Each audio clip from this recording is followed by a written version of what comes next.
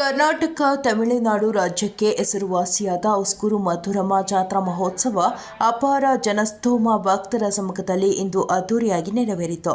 ಇನ್ನು 5 ದಿನಗಳ ಕಾಲ ನಡೆಯುವ ಈ ಜಾತ್ರೆಗೆ ಉಸ್ಕೂರು ಹಾಗೂ ಸುತ್ತಮುತ್ತಲಿನ ಗ್ರಾಮದ ಜನರೆಲ್ಲ ಒಟ್ಟಾಗಿ ಈ ಜಾತ್ರೆಗೆ ಪಾಲ್ಗೊಳ್ಳುವುದು ಬಹಳ ವಿಶೇಷವಾಗಿದೆ. ಬಿದಿರು ಹಾಗೂ ಕಬ್ಬಿಣದಿಂದ ತಯಾರಿಸಿದ ತೇರುಗಳನ್ನು ಗದ್ದೆ ಹೊಲ ಎನ್ನದೆ ಆಯಾ ಗ್ರಾಮದ ರಾಸುಗಳ ಮತ್ತು ಟ್ರ್ಯಾಕ್ಟರ್ ಮೂಲಕ ಹಾಗೂ ಜನರ ಮೂಲಕ ತೇರುಗಳನ್ನು ಎಳೆದುಕೊಂಡು ಬರುವ ದೃಶ್ಯಗಳು ನೋಡುಗರ ಕಣ್ಣಿಗೆ ರೋಮಾಂಚನವಾಗಿತ್ತು.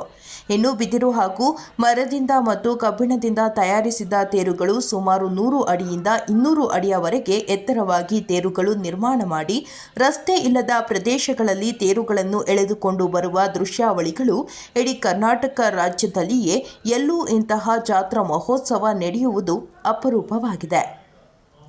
ಇನ್ನು ಈ ಬಾರಿ ಉಸ್ಕೂರು ಮಧುರಮ್ಮ ಜಾತ್ರೆಗೆ ದೊಡ್ಡನಾಗಮಂಗಲ, ಘಟ್ಟಹಳ್ಳಿ, ಲಕ್ಷ್ಮೀನಾರಾಯಣಪುರ, ಗೂಳಿಮಂಗಲ, ಸೂಲಿಗುಂಟೆ, ಕೊಡತಿ, ರಾಯಸಂದ್ರ ಗ್ರಾಮಗಳಿಂದ ತೇರುಗಳು ಉಸ್ಕೂರು ಮಧುರಮ್ಮ ದೇವಾಲಯದ ಸನ್ನಿಧಿಗೆ ಆಗಮಿಸಬೇಕಿತ್ತು. ಆದರೆ ಗಾಳಿ ಮಳೆ ಹೆಚ್ಚಾದ ಹಿನ್ನೆಲೆಯಲ್ಲಿ ದೊಡ್ಡನಾಗಮಂಗಲ ಗ್ರಾಮದ ತೇರು ಹಾಗೂ ರಾಯಸಂದ್ರ ಗ್ರಾಮದ ತೇರು ನೆಲಕ್ಕುರುಳಿತು.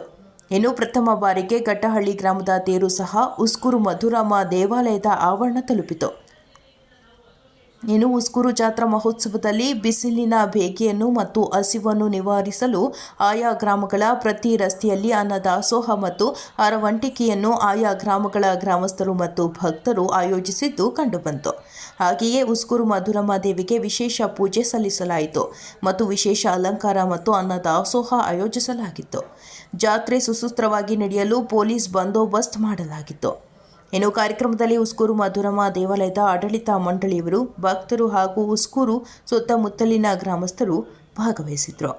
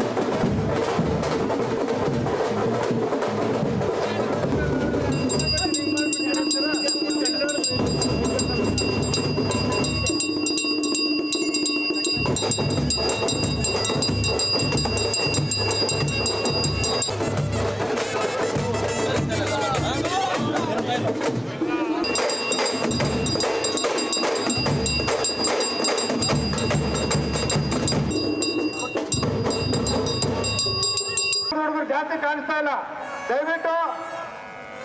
ದಯವಿಟ್ಟು ಹೋಗಿ ಎಲ್ಲ ಪೂಜೆಗೆ ರೆಡಿ ಮಾಡ್ಕೋಬೇಕಾಗಿ ವಿನಂತಿ. ರಾಜಪ್ಪನವರು ಮಣ್ಣವ್ರು ಎಲ್ಲಿದ್ದಾರೆ? ಕುರಿ ತಗೊಂಡೋಗಿ ಪೂಜೆಗೆ ರೆಡಿ ಮಾಡ್ಕೋಬೇಕು. ಮಾದೇಶ್ನವರು ಎದ್ರು ಎಲ್ಲಿದ್ರು ನಾವು ಹೋಗಿ ಪೂಜೆ ರೆಡಿ ಮಾಡಬೇಕು.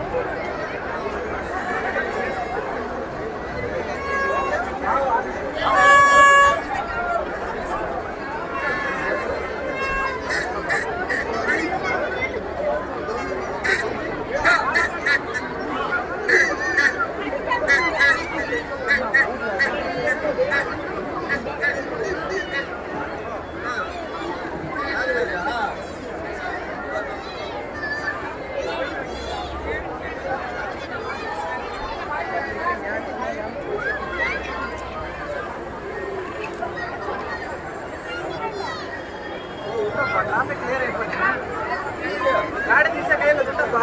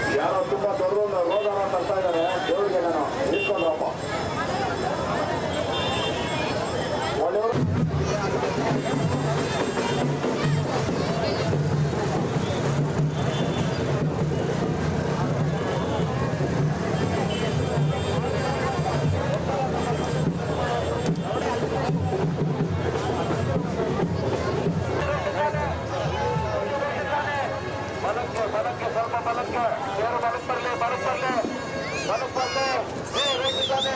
ರೈಟ್ ಇದ್ದಾನೆ ರೈಟ್ ಪ್ಲಾಸ್ಟಿಕ್ ಬೋನೆ ರೈಟ್ ಪ್ಲಾಸ್ಟಿಕ್ ಬೋನಪ್ಪ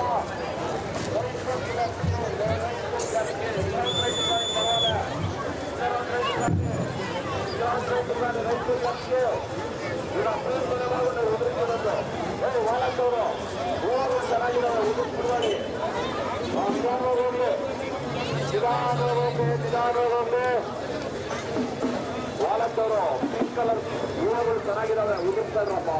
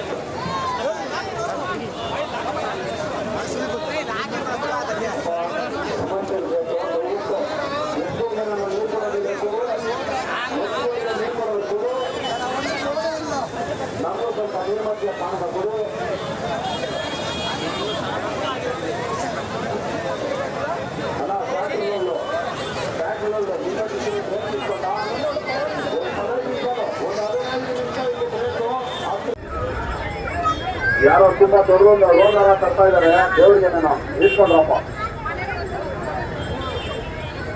ಒಳ್ಳೆಯವರ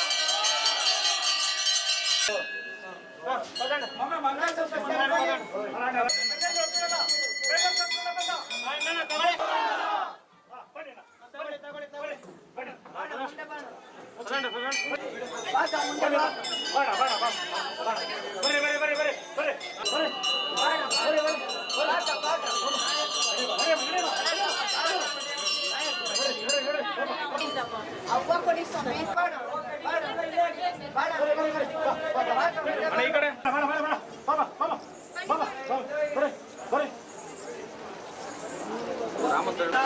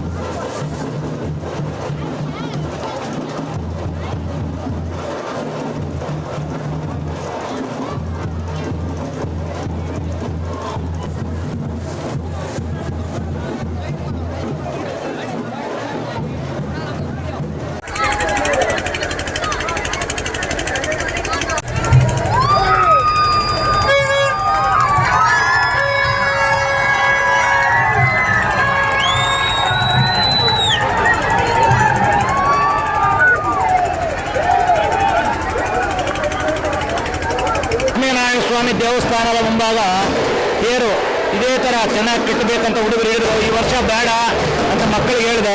ಮದ್ದೂರಾಗ ಈ ಸಲ ನಡೆಸಬೇಕು ಅಂತ ದೇವರು ಸ್ವಲ್ಪ ಲೇಟಾಗಿ ಬರ ಕೊಟ್ಟಿದ್ದಾರೆ. ದೇವರು ಹೋಗಿ ಮದ್ದೂರಮ್ಮನಿಗೆ ಹೋಗಿ ಸಂತೋಷವಾಗಿ ಬಂದು ಇಲ್ಲಿ ನಿಂತ್ಕೊಳ್ಳಿ ಅಂತೇಳಿ ಇದು ಮಾಡ್ತೀನಿ. ದೇವರು ಇದೇ ಥರ ಚೆನ್ನಾಗಿ ನಡ್ಕೊಂಡು ಹೋಗಲಿ. ಇನ್ನು ಮುಂದಕ್ಕೆ ಇನ್ನೂ ದೊಡ್ಡ ಕಟ್ಕೊಂಡು ಹೊತ್ಕೊಂಡು ದೊಡ್ಡ ಊರಾಗ್ತದೆ. ಊರಲ್ಲಿ ಇನ್ನೂ ಮಕ್ಕಳೆಲ್ಲ ಸೇರಿ ಇವ್ರಿಗೆಲ್ಲ ನಾನು ಭಾರಿ ಕಷ್ಟ ಬಿದ್ದಿರೋ ಹುಡುಗರಿಗೆ ಭಾರಿ ನಾನು ಸಂತೋಷ ಬೀಳ್ತೀನಿ. ಎಲ್ಲರೂ ಮಾಡೋಕ್ಕಾಗಲ್ಲ, ಭಾರಿ ಕಷ್ಟ ಇದೆ. ಅದೇ ಥರ ನಮ್ಮ ಆನಂದ್ ರೆಡ್ಡಿ ಅವರು ತೇರು ನಿಂತೋದಕ್ಕೆ ಇಲ್ಲಿ ಒಂದು ಸ್ಥಳ ಕೊಟ್ಟಿದ್ದಾರೆ. ಅದು ಏನವರು ಅವ್ರ ಪುಣ್ಯ. ಯಾಕಂದರೆ ಇಲ್ಲಿ ಸ್ಥಳ ಯಾರು ಒಂದು ಅಡಿ ಕೊಟ್ಟಿಲ್ಲ ಅಂಥವರು ಇವತ್ತು 30-40 ಲಕ್ಷ ರೂಪಾಯಿ ಸ್ಥಳ ಕೊಟ್ಟಿದ್ದಾರೆ. ಎದುರುಗಡೆ ದೇವಸ್ಥಾನ ಎದುರುಗಡೆ ಆ ದೇವರಿಗೆ ತೇರು ನಿಲ್ಲೋದಕ್ಕೆ ಮಳೆ ನೆಂದಿರ, ಆಮೇಲೆ ಬಿಸಿಲು ಕಾಯ್ದಿರ ಎದುರುಗಡೆ ಅವ್ರ ಫ್ಯಾಮಿಲಿ ಗಾಯತ್ರಿ ಶ್ರೀಮತಿ ಆನಂದ್ ರೆಡ್ಡಿ ಗೋವಿಂದ್ ಶೆಟ್ಪಳ್ಳಿ ಅವರ ಕೊಡುಗೆ ಪ್ರಕಾರ ಇವರ ಬಂದಿದ್ದಾರೆ. ಅವ್ರಿಗೆ ನಾವು ಸನ್ಮಾನ ಮಾಡಿ ಇದು ಮಾಡ್ತೀವಿ. ದೇವರ ಇನ್ನೂ ಆಯುಷ್ ಆರೋಗ್ಯ ಕೊಟ್ಟು ಚೆನ್ನಾಗಿ ಬೆಳೀಲಿ ಅಂತ ನಾವು ಕೇಳ್ತೀವಿ. ಮೊದಲು ನಮಗೆ ನಮಸ್ಕಾರ. ನಮ್ಮೂರ ಹಿರಿಯರಾದಂಥ ನಮ್ಮ ನಾಂಡೆಡ್ಡಿ, ಆಮೇಲೆ ಈಶ್ವರಣ್ಣವರು, ಆಮೇಲೆ ಎಲ್ಲರಿಗೂ ಮುಖ್ಯವಾಗಿ ನಮ್ಮ ಆನಂದಣ್ಣವರು ನಮಗೆ ಕುರ್ಜಿಗೆ ಜಾಗ ಕೊಟ್ಟು, ಯಾಕಂದರೆ ಇಲ್ಲಿ ಹೊಸ ಊರಾದ್ರಿಂದ ನಮಗೆ ತಾಯಿಗೆ ನೆಲೆ ಇರಲಿಲ್ಲ. ಅವರು ಸ್ಮರಣೀಯವಾಗಿ ನಮಗೆ ಜಾಗ ಕೇಳಿದಾಗ ಅವರು ಮನಸ್ಫೂರ್ತಿಯಾಗಿ ಬಂದು ನಮಗೆ ಜಾಗ ಕೊಟ್ಟು ಇವತ್ತು ಆ ತಾಯಿ ಇವಾಗ ನೆಲೆಸೋಕ್ಕೆ ಕಾರಣವಂತ ಆನಂದಣ್ಣವರು ಅವ್ರ ಕುಟುಂಬದವರಿಗೆ, ಆ ಮದ್ದೂರಮ್ಮ ತಾಯಿ ಲಕ್ಷ್ಮೀನಾರಾಯಣ ಸ್ವಾಮಿ ಆರೋಗ್ಯ ಐಶ್ವರ್ಯ ಕೊಟ್ಟು ಅವರಿಗೆ ಆರೋಗ್ಯ ಐಶ್ವರ್ಯ ಚೆನ್ನಾಗಿ ಕೊಟ್ಟು ಅವ್ರ ದಾನಿಗಳಿಗೆ ಕೃತಜ್ಞತೆಗಳು ಅರ್ಪಿತ ಈ ಊರಮಂಗಲ ಮತ್ತು ಲಕ್ಷ್ಮೀನಾಥ ಪರವಾಗಿ ಅವ್ರ ಕೃತಜ್ಞತೆಗಳು ಎಲ್ಲರ ಪರವಾಗಿ ನಾವು ಕೃತಜ್ಞತೆ. ಈ ಲಕ್ಷ್ಮೀನಾರಾಯಣಪುರ ಜನತೆಗೆ ಒಳ್ಳೆಯದಾಗಲಿ. 5 ವರ್ಷದಿಂದ ತೇರು ಭಾಳ ವಿಜೃಂಭಣೆಯಿಂದ ಮಾಡ್ತಾ ಇದ್ದಾರೆ. ವಿಜೃಂಭಣೆಯಿಂದ ಯಾವ ಏನೋ ಈ ಪ್ರಪಂಚದಲ್ಲಿ ಯಾರು ಏನು ಸಾಂಸ್ಕೃತಿಕ ಇಲ್ಲ, ಎಲ್ಲ ಒಳ್ಳೆಯದಾಗಲಪ್ಪ. ನಮ್ಮ ಮದ್ದೂರಮ್ಮ ಜಾತ್ರೆಗೆ ಪ್ರತಿ ವರ್ಷ ನಮ್ಮ ಲಕ್ಷ್ಮೀನಾರಾಯಣಪುರ ಮತ್ತು ಗುಳಮಂಗಲ ಊರು ಗ್ರಾಮಗಳಿಂದ ನಮ್ಮ ಹುಡುಗರು ಎಲ್ಲ ಸೇರಿ 5-6 ವರ್ಷದಿಂದ ತೇರನ್ನು ಕಟ್ಟಿರುತ್ತಾರೆ. ಮತ್ತು ಭಕ್ತಿಯಿಂದ ಲಕ್ಷ್ಮೀನಾರಾಯಣಪುರ ಅಂತ ಏನಿದೆ, ಲಕ್ಷ್ಮೀನಾರಾಯಣ ಸ್ವಾಮಿ ದೇವಸ್ಥಾನ ಮುಂದುಗಡೆ ಕಟ್ಟಿ ತುಂಬ ಭಕ್ತಿಯಿಂದ ಮತ್ತು ಸುಮಾರು ಗ್ರಾಮಗಳಿಂದ ಎತ್ತುಗಳು ಎಲ್ಲ ಆಮೇಲೆ ಟ್ರ್ಯಾಕ್ಟರ್ಗಳು ಕಟ್ಕೊಂಡು ವಿಜೃಂಭಣೆಯಿಂದ ನಡೆಯುತ್ತೆ. ಇದೇ ಥರ ನಮ್ಮ ಊರಲ್ಲಿ ವರ್ಷ ನಡೀಲಿ. ಮತ್ತು ಇದೇ ಥರ ಊರಿಗೆ ಗ್ರಾಮ ದೇವತೆ ಮತ್ತು ನಮ್ಮ ಮದ್ದೂರಮ್ಮ ಒಳ್ಳೇದು ಮಾಡಲಿ, ಜನಗಳು ಸುಖವಾಗಿ ಎಲ್ಲ ಜೀವನ ಮಾಡಲಿ. ಇದೇ ಥರ ಕಟ್ಕೊಂಡು ವರ್ಷ ಕಟ್ಟಿ ಸುತ್ತಮುತ್ತಲು ಊರುಗಳಲ್ಲೂ ಬರ್ತಾ ಇರುತ್ತೆ. ನಮ್ಮ ದೇವಸ್ಥಾನಕ್ಕೆ ಸುಮಾರು ಇತಿಹಾಸ ಒಂದು 250-300 ವರ್ಷ ಟಿಪ್ಪು ಸುಲ್ತಾನಿಂದ ಇದು ನಮ್ಮ ಇದಿದೆ, ಪ್ರತೀತಿ ಇದೆ. ಇದೇ ರೀತಿ ನಡ್ಕೊಂಡು ಹೋಗಲಿ. ಇದೇ ಥರ ನಮ್ಮ ಜನಗಳನ್ನು ಎಲ್ಲ ಒಳ್ಳೆಯದಾಗಲಿ, ನಮ್ಮ ಭಕ್ತಾದಿಗಳಿಗೆಲ್ಲ ಒಳ್ಳೆಯದಾಗಲಿ. ಸಮಸ್ತ ನಾಡಿನ ಜನತೆಗೆ ಮದ್ದೂರಮ್ಮ ಜಾತ್ರೆಯ ಶುಭಾಶಯಗಳು. ಮದ್ದೂರಮ್ಮ ಜಾತ್ರೆ ಜಗದ್ವಿಖ್ಯಾತವಾದ ಹಬ್ಬ. ಆಲ್ಮೋಸ್ಟ್ 30-35 ಹಳ್ಳಿಗಳಲ್ಲಿ ಆಚರಿಸುವಂಥ ಹಬ್ಬ. 400 ವರ್ಷಕ್ಕಿಂತ ಹೆಚ್ಚಾಗಿ ಹಿಸ್ಟ್ರಿ ಇರುವ ಹಬ್ಬ. ಹಿಂಗೆ ಬಹುಸಂಖ್ಯೆಯಲ್ಲಿ ಬಂದು ಭಾಗವಹಿಸಿ ಚೆನ್ನಾಗಿ ಮಾಡ್ಕೊಂಡು ಹೋಗಲಿ, ಮುಂದಿನ ಪೀಳಿಗೆಗೆ ಚೆನ್ನಾಗಿ ನಡ್ಸ್ಕೊಂಡು ಹೋಗಲಿ ಅಂತ ನಮ್ಮ ಹಾರೈಕೆ. ಎಲ್ರಿಗೂ ಭಗವಂತ ಎಲ್ರಿಗೂ ಒಳ್ಳೇದು ಮಾಡಲಿ, ಮದ್ದೂರಮ್ಮ ಎಲ್ರಿಗೂ ಒಳ್ಳೇದು ಮಾಡಲಿ. ಮದ್ದೂರಮ್ಮ ಜಾತ್ರೆ ಸುಮಾರು 450 ವರ್ಷದಿಂದ ಮಾಡ್ಕೊಂಡು ಬರ್ತಿದ್ದಾರೆ. ಸೊ ಹಿಂಗೆ ಎಲ್ಲ ಕಂಟಿನ್ಯೂ ಮಾಡಲಿ, ಎಲ್ಲ ಊರುಗಳು ಸೇರಿ ಈ ಥರನೇ ಮಾಡಬೇಕು ಅಂತ, ಇನ್ನೂ ಜಾಸ್ತಿ ಊರುಗಳೆಲ್ಲ ಬಂದು ಈ ಥರ ಎಲ್ಲ ಪಾಲ್ಗೊಳ್ಬೇಕು ಅಂತ ಕೋರ್ಕೊತಿದ್ದೀವಿ. ಇಲ್ಲಿ ಬಂದು ಖುಷಿ ಆಗುತ್ತೆ. 2-3 ದಿನ ಹಬ್ಬ ಎಲ್ಲ ಆಚರಿಸಿ ಎಲ್ಲ ಜನಗಳು ಈ ಥರ ಇದೆಲ್ಲ ನೋಡಿ, ಸಿಟಿಯಲ್ಲೆಲ್ಲ ಈ ಥರ ಇರಲ್ವಲ್ಲ, ಸೊ ಊರಲ್ಲೆಲ್ಲ ಬಂದು ಆಚರಿಸೋಕ್ಕೆಲ್ಲ ಖುಷಿ ಆಗುತ್ತೆ ಇಲ್ಲಿ. ಸೊ ಇನ್ನೂ ಜಾಸ್ತಿ ಜನ ಬಂದು ಪಾಲ್ಗೊಂಡ್ರೆ ಹಿಂಗೆ ಚೆನ್ನಾಗಿರುತ್ತೆ. ಸೊ ದೇವ್ರು ಎಲ್ಲರಿಗೂ ಆಶೀರ್ವಾದ ಮಾಡಲಿ ಅಂತ ಬೇಡ್ಕೋತೀವಿ. ಅಂದರೆ ಈ ಥರ ಸ್ವಲ್ಪ ಊರುಗಳಲ್ಲೆಲ್ಲ ಇನ್ನೂ ಉಳ್ಕೊಂಡಿದೆ. ಸೊ ಅದನ್ನ ಇನ್ನೂ ಮುಂದುವರಿಸ್ಕೊಂಡು ಹೋದ್ರೆ ಚೆನ್ನಾಗಿರುತ್ತೆ. ಸೊ ಯಾರು ಮರಿಬಾರ್ದು ಅಂತ ಕೇಳ್ಕೊತೀವಿ. ಉಸ್ಕೂರು ಮದ್ದೂರಮ್ಮ ಜಾತ್ರೆಯ ಶುಭಾಶಯಗಳನ್ನು ನಾಡಿನ ಜನತೆಗೆ ನಾನು ಕೋರ್ತೇನೆ. ನಮ್ಮ ಮದ್ದೂರಮ್ಮ ಟಿಪ್ಪು ಸುಲ್ತಾನ್ ಕಾಲದಿಂದ, ಅನಾದಿ ಕಾಲದಲ್ಲೂ ಬಂದು ಟಿಪ್ಪು ಸುಲ್ತಾನ್ ಇಲ್ಲಿ ಬಂದು ಯುದ್ಧ ಮಾಡಬೇಕಾದ್ರೆ ಇಲ್ಲೇನೋ ಕುದುರೆ ಕಾಲು ಮುರ್ಕೊಂತು. ಆವಾಗ ಈ ತಾಯಿಗೆ ಕೈ ಮುಕ್ಕೊಂಡಾಗ ಕುದುರೆ ಇದಕ್ಕಿದ್ದಾಗ ಎದ್ದು ನಿಂತ್ಕೊಂಡು ಯುದ್ಧ ಮಾಡ್ದ ಅಂತೇಳಿ ಒಂದು ಪ್ರತೀತಿ ಇದೆ. ಆವಾಗ ಅಯ್ಯಪ್ಪ ಯುದ್ಧ ಮಾಡಿದ್ಮೇಲೆ ವಜ್ರದ ದೇವತೆ ತಂದು ಇಲ್ಲಿ ದೇವರಿಗೆ ಅರ್ಪಿಸಿದ್ದಾರೆ. 5 ವರ್ಷಕ್ಕೊಮ್ಮೆ ವಜ್ರ ದೇವತೆಯನ್ನು ಇಲ್ಲಿ ತಂದು ಮೆರವಣಿಗೆ ಇಡ್ತಾರೆ ಮಧುರಮ್ಮ ದೇವಸ್ಥಾನದಲ್ಲಿ. ಹಾಗಾಗಿ ತಾಯಿ ಎಲ್ರಿಗೂ ಒಳ್ಳೆಯ ಆರೋಗ್ಯ ಐಶ್ವರ್ಯಗಳು ಕೊಟ್ಟು ಮಧುರಮ್ಮ ನಾಡಿನ ಜನತೆಗೆ ಒಳ್ಳೇದು ಮಾಡಲಿ. ಹಾಗೂ ನಮ್ಮ ಗಟ್ಟಳ್ಳಿ ಗ್ರಾಮದಲ್ಲಿ ಇವತ್ತು ಹೊಸದಾಗಿ ನಮಗೇನು ಜ್ಞಾಪಕ ಇಲ್ಲ, ನಮ್ಮ ತಾತ ಮುತ್ತಾತನ ಕಾಲದಿಂದನೂ ಕೂಡ ಕುರ್ಜಿ ಕಟ್ಟಿದ್ರು ಅಂತ ಇತಿಹಾಸ ಇತ್ತು. ಅದನ್ನು ನಮ್ಮೂರಿನ ಎಲ್ಲ ಯುವಕರು ಯುವಮಿತ್ರರು ಒಟ್ಟಾಗಿ ಸೇರಿ ಈ ಒಂದು ತೇರನ್ನು ಗಟ್ಟಳ್ಳಿಯಿಂದ ಇವತ್ತು ಮಧುರಮ್ಮ ಸನ್ನಿಧಿ ತಂದಿದ್ದೀವಿ. ಆ ತಾಯಿ ನಮ್ಮೂರಿನ ಜನತೆಗೆ, ನಮ್ಮೆಲ್ಲ ಯುವಕರಿಗೆ ಯುವ ಮಿತ್ರರಿಗೆ ಒಳ್ಳೆಯದನ್ನು ಮಾಡಲಿ, ಒಳ್ಳೆಯ ಬುದ್ಧಿಯನ್ನು ಕೊಡಲಿ, ಒಳ್ಳೆಯ ಆರೋಗ್ಯಗಳನ್ನು ಕೊಡಲಿ, ಅವರಿಗೆ ಮುಂದಿನ ದಿನಗಳಲ್ಲಿ ಇಂಥ ಒಳ್ಳೆಯ ಕೆಲಸಗಳನ್ನು ಮಾಡಲಿ, ಆ ದೇವಿ ಆಶೀರ್ವಾದ ಮಾಡಲಿ ಅಂತೇಳಿ ನಾನು ಎಲ್ರಿಗೂ ಶುಭಾಶಯನ ಕೋರ್ತೇನೆ. ಮಧುರಮ್ಮ ಜಾತ್ರೆ ಯಶಸ್ವಿಯಾಗಲಿ ಅಂತ ಫಸ್ಟು ದೇವರಲ್ಲಿ ಪ್ರಾರ್ಥನೆ ಮಾಡ್ಕೊತೀನಿ. ನಮ್ಮ ಹುಡುಗರು RCB ಫ್ಯಾನ್ಸು ನಮ್ಮ ದೊಡ್ಡನಾಮಂಗಲದಲ್ಲಿ 99% RCB ಫ್ಯಾನ್ಸೇ ಇರೋದು. ಇಲ್ಲಿ ಎಲ್ಲರೂ ಈ ಸಲ RCB ಅವರೇ ಕಪ್ ಗೆಲ್ಲಬೇಕು ಅನ್ನೋದು ನಮ್ಮ ಹುಡುಗರ ಆಶಯ, ನಮ್ಮದು ಆಶಯನೂ. ನಾವು RCB ಫ್ಯಾನ್ಸೇ. ಮಧುರಮ್ಮ ಜಾತ್ರೆಯಲ್ಲಿ RCB ಫ್ಯಾನ್ಸು ತುಂಬ ಇರೋದ್ರಿಂದ ಈ ಸಲ ಕಪ್ ನಮ್ಮದೇ ಅನ್ನೋದು ನಾವು ಈ ಸಲ ಹೇಳ್ತೀವಿ. 150 ಅಡಿ ಇದೆ. ಈಗ ಕುರ್ಜು 150 ಅಡಿ ಕಟ್ಟಿದ್ದೀರಿ. ವರ್ಷ ಕಟ್ಟಂಗೆ ಈ ವರ್ಷನೂ 150 ಅಡಿ ತೇರು ಕಟ್ಟಿದ್ದೀರಿ. ಆ ಮಧುರಮ್ಮ ತಾಯಿನ ಕ್ಷೇಮವಾಗಿ ಕರ್ಕೊಂಡೋಗಿ ಉಸ್ಕೂರಿಗೆ ಬಿಡಬೇಕು ಅಂತ ಎಲ್ಲರಲ್ಲೂ ಪ್ರಾರ್ಥನೆ ಮಾಡ್ಕೊತೀನಿ.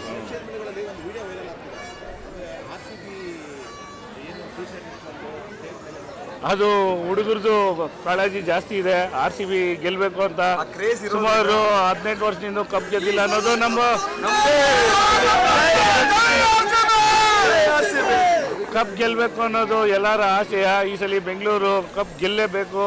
ಆ ಮಧುರಮ್ಮ ತಾಯಿದಲ್ಲಿ ನಾನು ಪ್ರಾರ್ಥನೆ ಮಾಡ್ಕೊತೀನಿ, ಕಪ್ ಗೆಲ್ಲೇಬೇಕು ಅಂತ ಈ ಸಲ ನಾನು ಎಲ್ಲರಿಗೂ ಪ್ರಾರ್ಥನೆ ಮಾಡ್ಕೊತೀನಿ. ಇಲ್ಲಿ 50 ಜೊತೆ ಜಾನುವಾರು ಬಂದಿದೆ. ಈ ರಥವನ್ನು ಎಳೆಯೋದಕ್ಕೆ 50 ಜೊತೆ ರಾಷ್ಟ್ರಗಳು ಬಂದು ಎಲ್ಲರನ್ನು ಕ್ಷೇಮವಾಗಿ ಕರ್ಕೊಂಡೋಗಿ ಮಧುರಮ್ಮ ತಾಯಿನ ಉಸ್ಕೂರಲ್ಲಿ ಬಿಡಬೇಕು ಅಂತ ನಾನು ಪ್ರಾರ್ಥನೆ ಮಾಡ್ಕೊತೀನಿ. ಈ ಸಲ ದೊಡ್ಡನಾಮಂಗಲ ಒಂದು, ರಾಯಚಂದ್ರ ಒಂದು, ಗಟ್ಟಳ್ಳಿ ಒಂದು, ಲಕ್ಷ್ಮೀನಾರಾಯಣಪುರ 4 ತೇರು ಬರುತ್ತೆ. ಇನ್ನು ಮಿಕ್ಕಿದ್ದು ಆ ಕಡೆ ಅವರೆಲ್ಲ ಕಟ್ಬಿಟ್ಟು ಪಾಪ ರೈಲ್ವೆ ಗೇಟ್ ಹತ್ರನೇ ನಿಲ್ಸ್ಕೊತಾರೆ. ಅದಕ್ಕೆ ಮುಂದಿನ ದಿವಸ ಎಲ್ಲರೂ ಒಂದು ಸ್ವಲ್ಪ ನಾನು ಮೀಡಿಯಾ ಮುಖಾಂತರ ಕೇಳ್ಕೊತೀನಿ, ಅವ್ರಿಗೂ ಉಸ್ಕೂರು ಒಳಗಡೆ ಬರೋದಕ್ಕೆ, ಜಾತ್ರೆ ಒಳಗಡೆ ಬರೋದಕ್ಕೆ ನೀವು ಒಂದು ಸ್ವಲ್ಪ ಶ್ರಮ ಕೊಟ್ಟರೆ ಮೀಡಿಯಾದಲ್ಲಿ ಅದನ್ನು ಸುದ್ದಿ ಒಂದು ಸ್ವಲ್ಪ ಜಾಸ್ತಿ ಮಾಡಿದ್ರೆ ಆ ತೇರುಗಳು ಇದಕ್ಕೆ ಬರಲಿ ಅಂತ, ಆ ತೇರುಗಳು ನಮ್ಮಲ್ಲಿ ಬಂದು ಉಸ್ಕೂರು ಮಧುರಮ್ಮ ತಾಯಿ ಹತ್ರ ಬಂದು ನಿಂತ್ಕೊಂಡ್ರೆ ಯಶಸ್ವಿಯಾಗಿ ಎಲ್ಲ ಜಾತ್ರೆ ಇನ್ನೂ ವಿಶ್ರಾಮವಾಗಿ ಇರುತ್ತೆ ಅಂತ ನಾನು ಕೇಳ್ಕೊತೀನಿ.